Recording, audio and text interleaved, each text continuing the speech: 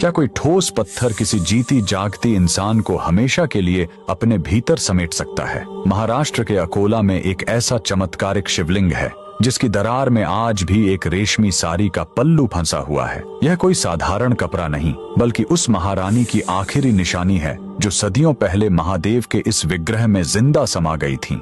आखिर उस काली आधी रात को ऐसा क्या हुआ था जिसने ब्रह्मांड के स्वामी को यह असंभव चमत्कार करने पर मजबूर कर दिया? इस मार्मिक गाथा की शुरुआत होती है अकोला के राजा अकोल सिंह और उनकी परम भक्त महारानी से। रानी का हृदय राजसी सुखों में नहीं बल्कि महादेव के चरणों में बसता था, पर पहरेदारों और राजसी तामझाम के बीच उन्हें एकांत में पूजा का समय नहीं मिल पाता था। इसीलिए रानी ने एक गुप्त संकल्प लिया। हर रात ठीक 12 बजे, जब सारा संसार सो रहा होता, वे नंगे पैर चुपचाप महल से निकलकर शिव मंदिर जाने लगीं।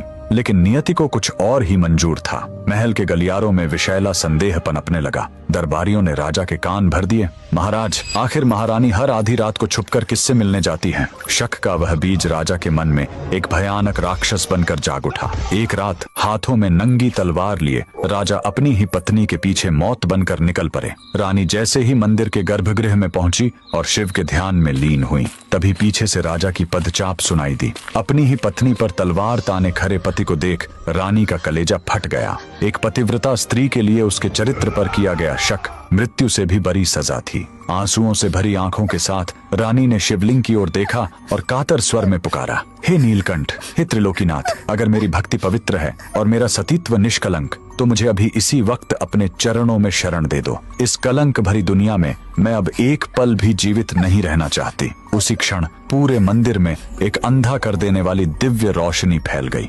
देखते ही देखते वह विशाल और ठोस पत्थर का शिवलिंग गर्जना के साथ 2 हिस्सों में विभक्त हो गया। महादेव ने अपनी भक्त के लिए अपना हृदय खोल दिया। रानी हमेशा के लिए उस शिवलिंग के भीतर समा गईं। राजा जब तक अपनी भूल समझ पाता और रानी को रोकना चाहता, वह पत्थर फिर से झुर चुका था। लेकिन महादेव ने दुनिया को प्रमाण देने के लिए रानी की साड़ी का एक पल्लू उस दरार के बाहर ही छोड़ दिया। राजा जीवन भर उस चौखट पर अपनी भूल का प्रायश्चित करता रहा, पर रानी अब महादेव की हो चुकी थी। आज भी अकोला का यह राजराजेश्वर मंदिर उस अमर भक्ति का गवाह है। वह साड़ी का टुकड़ा आज भी उस पत्थर में दबा हुआ है, जो हमें याद दिलाता है कि जब पूरी दुनिया हाथ छोड़ देती है, तब महादेव अपने भक्त का हाथ थाम लेते हैं। अगर महादेव के इस न्याय ने आपके हृदय को छुआ है, तो कमेंट्स में पूरी श्रद्धा से जय राजराजेश्वर महादेव जरूर लिखें।